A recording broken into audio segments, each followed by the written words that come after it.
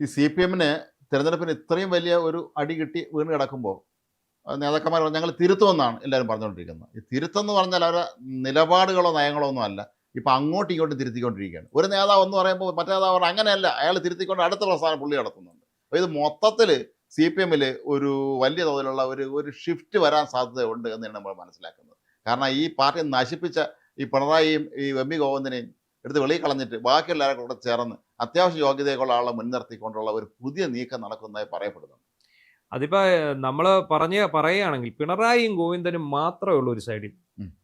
മറു സൈഡിൽ CPM-ന്റെ മുഴുവൻ ആൾക്കാരുമുണ്ട്. അതായത് പി രാജീവുണ്ട്, സ്വരാജ് ഉണ്ട്, MA ബേബി ഉണ്ട്, ഈ പറയുന്ന ദിനേശം പുത്തലത്തിൽ നമ്മൾ ഇവരുടെ കൂട്ടത്തിൽ വിശ്വസിക്കേണ്ട. ഏതാ ദിനേശം പുത്തലത്ത് വൈറ്റ് വാഷിങ്ങിന് ഇറങ്ങിയാണ്, അത് നമ്മൾ കൂട്ടണ്ട. തോമസ് ഐസക്, അങ്ങനെ പാർട്ടിയിലെ മുതിർന്ന നേതാക്കൾ. ഈ പിണറായി വിജയനും MV ഗോവിന്ദനും മാറിയാൽ ഉറപ്പായിട്ടും ഈ പോയ TK ഗോവിന്ദനും ഈ V കുഞ്ഞികൃഷ്ണനും G സുധാകരനും അടക്കമുള്ളവർ പാർട്ടിക്കൊപ്പം ചേരും. അതിന് യാതൊരു സംശയവുമുണ്ട്. മാത്രമല്ല കണ്ണൂരിലെ 3 ജയരാജന്മാർ ഒന്നിക്കുന്നു എന്ന് പറയുന്നുണ്ട്. 3 ജയരാജന്മാർ. ഇപ്പോൾ നിലവിലത്തെ ഏറ്റവും പ്രധാനപ്പെട്ട അവസ്ഥ എന്നാണ്, ഇപ്പോൾ രാജ്യസഭയിലേക്ക് ഒരു MP സ്ഥാനം ഒഴിവ് വരുന്നു. ആ MP സ്ഥാനം കീപ്പ് ചെയ്യാൻ അവർക്ക് സംരക്ഷിക്കാൻ സാധിക്കില്ല. കാരണം 36 പേരുടെ പിന്തുണ വേണം, 35 പേരേ ഉള്ളൂ.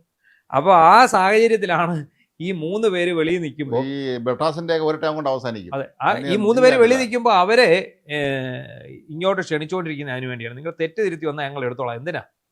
ഈ MP സ്ഥാനം കിട്ടും, ഒരു MP സ്ഥാനം ഇവിടെ കിട്ടും.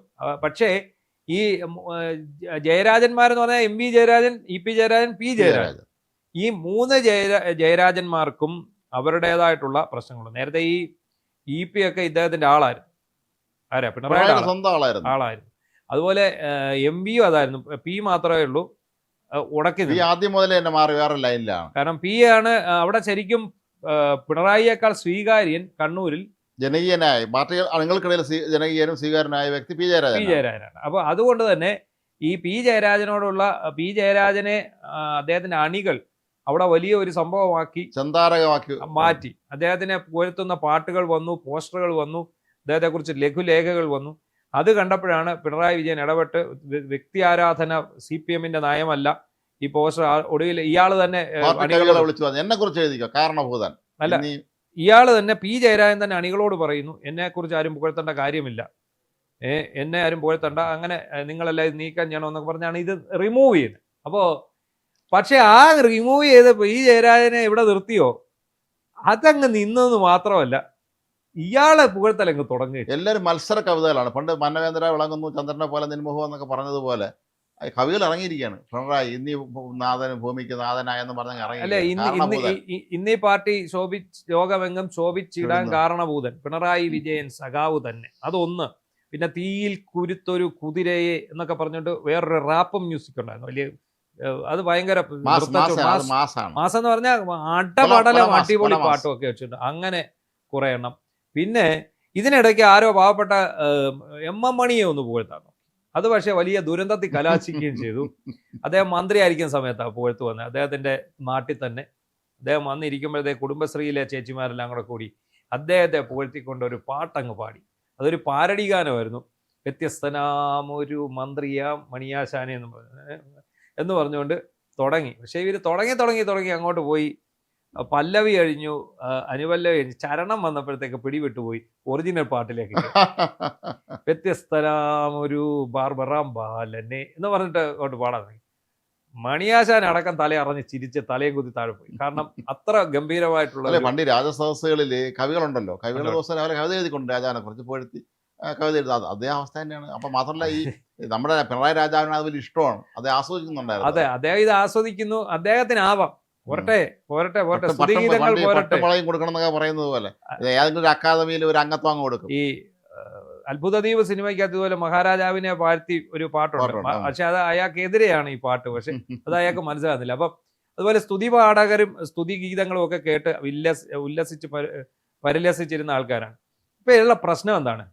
ഈ ഇലക്ഷൻ കഴിഞ്ഞപ്പോൾ മുഴുവൻ പാർട്ടി ഘടകങ്ങളും, ബ്രാഞ്ച് ആയിക്കോട്ടെ, ലോക്കൽ ആയിക്കോട്ടെ, ഏരിയ കമ്മിറ്റി ആയിക്കോട്ടെ, ജില്ലാ കമ്മിറ്റി ആയിക്കോട്ടെ, എല്ലാവരും ഒത്തൊരുമിച്ച് റെസൊല്യൂഷനുകൾ വരാൻ തുടങ്ങി. ആ റെസൊല്യൂഷനുകളിൽ മുഴുവൻ ആരാണ്? എല്ലാത്തിനും വില്ലൻ കഥാപാത്രമായിട്ട് നിൽക്കുന്നത് പിണറായി വിജയനും എം പി എം വി ഗോവിന്ദനുമാണ്. ഗോവിന്ദനുമാണ്. എം വി ഗോവിന്ദൻ ഭാര്യയെ മത്സരിപ്പിച്ചതും മധുസൂദനെ പയ്യന്നൂരിൽ സാമ്പത്തിക ആരോപണം നേരിട്ടിട്ട് സ്ഥാനാർത്ഥിയാക്കി നിലനിർത്തിയതും പിണറായി വിജയൻ അല്ലാതെ മറ്റാര് എന്നുള്ള ഇതും. അപ്പോൾ ഇങ്ങനെയുള്ള റിപ്പോർട്ടുകളെല്ലാം മേളിലേക്ക് ചെല്ലുന്നു, സംസ്ഥാന കമ്മിറ്റിയിലേക്ക് ചെല്ലുമ്പോൾ ഇത് റിപ്പോർട്ടുകളെല്ലാം അവർ വേർതിരിച്ച് മൊത്തം ചർച്ച ചെയ്ത് മുന്നോട്ട് വരുമ്പോൾ പ്രധാനപ്പെട്ട രണ്ട് കാരണം, ഒന്ന് പിണറായി വിജയൻ, രണ്ട് എം പി. പക്ഷെ അവരിപ്പോൾ എന്ത് ചെയ്യുന്നു? ഇവർ രണ്ടുപേരും സമ്മതിക്കുകയില്ല. മാത്രമേ നിങ്ങൾ എന്തിനാണ് ചുമക്കുന്നതെന്നാണ് പണികൾ ചോദിക്കുന്നത്. ചുമന്നിട്ട് എന്തെങ്കിലും പ്രത്യേകിച്ച് പ്രയോജനം ഉണ്ടാവുന്നത് ദോഷമല്ലാതെ ഈ രണ്ടിനെയും ചുമന്നുകൊണ്ട് യാതൊരു പ്രയോജനം ഇല്ല എന്നുള്ള കാര്യം അണികളും നേതാക്കളും മനസ്സിലായി. അല്ല, ഇവർ രണ്ടുപേരും സമ്മതിക്കുന്നില്ല. സമ്മതിക്കാതായിട്ട് അവരെന്ത് ചെയ്യുന്നു? അവർ പാർട്ടിയാണെന്ന് പറയുന്നത്. ഇതെല്ലാം പാർട്ടി ചെയ്തതാണ്, പാർട്ടിയിൽ ഉണ്ടായ പ്രശ്നമാണ്. സ്ഥാനാർത്ഥി നിർണയത്തിൽ പിഴവ് സംഭവിച്ചു. ആരാണ് സ്ഥാനാർത്ഥി നിർണയിച്ചത്? അത് പാർട്ടി. ശരി, ഇനി അംഗീകാരം കൊടുത്ത ആരാണ്? അതും പാർട്ടി. അപ്പോൾ ഗോവിന്ദൻ്റെ ഭാര്യ ജില്ലാ കമ്മിറ്റി, ഏതാ കണ്ണൂർ ജില്ലാ കമ്മിറ്റി പറഞ്ഞാണ് ഗോവിന്ദൻ്റെ ഭാര്യയൊക്കെ. അപ്പോൾ അത് കഴിഞ്ഞിട്ട് ഓരോന്നിനും പാർട്ടിയാണ്. ആ മുദ്രാവാക്യം തിരിച്ചടിച്ചു. ഏതാ?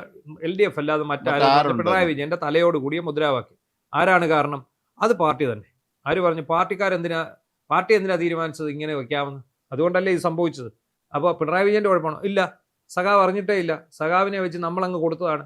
അപ്പോൾ അതാരുടെ കുഴപ്പം? അത് പാർട്ടിയുടെ കുഴപ്പം. അതാരാ തീരുമാനിച്ചത്? അത് പാർട്ടി ഒന്നും അറിഞ്ഞിട്ടില്ല. ഈ പാട്ട് ഇറങ്ങിയതൊന്നും സഖാവ് അറിഞ്ഞില്ല. അപ്പോൾ ഈ ജയരാജത്രയങ്ങൾ വന്നതിന് പകരമായിട്ട് വന്നതാണ് പുത്തലത്ത് ദിനേശൻ.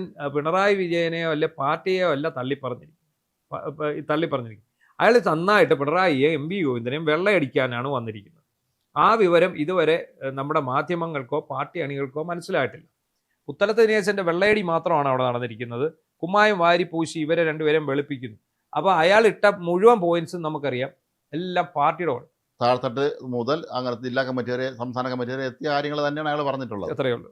അപ്പോൾ ഇതിനെ സംബന്ധിച്ചിടത്തോളം പക്ഷേ ഒരു കാര്യം മനസ്സിലാക്കിക്കോണം, ഈ രണ്ട് വ്യക്തികളെ, ഈ പിണറായി വിജയനെയും എം വി ഗോവിന്ദനെയും പാർട്ടിയുടെ എല്ലാ ചുമതലകളിൽ നിന്നും, അതുപോലെ പ്രതിപക്ഷ നേതൃസ്ഥാനത്ത് നിന്ന് പിണറായി വിജയനെയും അടക്കം നീക്കിയെങ്കിൽ മാത്രമേ ഈ പാർട്ടി രക്ഷപ്പെടുകയുള്ളൂ. അല്ലെങ്കിൽ ഇതിനകത്ത് ഏറ്റവും കൂടുതൽ ഇതിൻ്റെ ഗുണഫലം അനുഭവിക്കാമെന്ന് BJP ആണ്. അത് നിയമസഭയിൽ പിന്നെ KN ബാലഗോപാൽ പിണറായിയോട് ചൂടായല്ലോ. അതെ, അതിൻ്റെ പേരിൽ ഇത്രയും ദിവസം കൊടുക്കൂല എന്ന് പറഞ്ഞ പ്രതിപക്ഷ ഉപനേതാവ് സ്ഥാനം പെട്ടെന്ന് CPI കൊടുക്കാൻ പോകുന്നെന്നും പറയപ്പെടുന്നുണ്ട്. കാരണം ഇനി ബാലഗോപാൽ അവകാശം ആക്കാൻ പറ്റില്ലല്ലോ, CPIക്ക് അങ്ങ് കൊടുത്താൽ മതിയല്ലോ. ഈ പ്രതിപക്ഷ ഉപനേതാവിന് വേറെ ഭരണഘടനാപരമായ അവകാശം അധികാരമൊന്നും ഉള്ളതല്ല. എങ്കിൽ പോലും അതും കൊടുത്തേക്കാം, ഒരു പ്രശ്നം തീർന്നല്ലോ. അല്ല, നമ്മൾ നേരത്തെ പറഞ്ഞല്ലോ, പതിയെ പിണറായി നിയമസഭയിൽ നിന്ന് അപ്രത്യക്ഷം. കാരണം ഇപ്പൊ വന്നിരുന്ന് ഡെയിലി ഇങ്ങനെ ചീത്തവിളി കേട്ടോ, ഇയാള് വഴിയെ പോകുന്നവൻ വരെ ഇയാളെ എടുത്തിട്ട് അലക്കാൻ തുടങ്ങി. അതോടുകൂടി അയാൾ പതുക്കെ അതിനകത്തൊന്നും മാറിയിട്ട് ആ പ്രതിപക്ഷ നേതൃസ്ഥാനം ബാലഗോപാൽ അല്ലെ അത് ലഭിക്കുകയും ചെയ്യും. കാരണം ഈ സഭ നയിച്ചുകൊണ്ട് പോകാൻ അല്ലെ പ്രതിപക്ഷത്തെ നയിച്ചുകൊണ്ട് പോകാൻ പിണറായി വിജയനെ കൊണ്ട് സാധിക്കില്ല.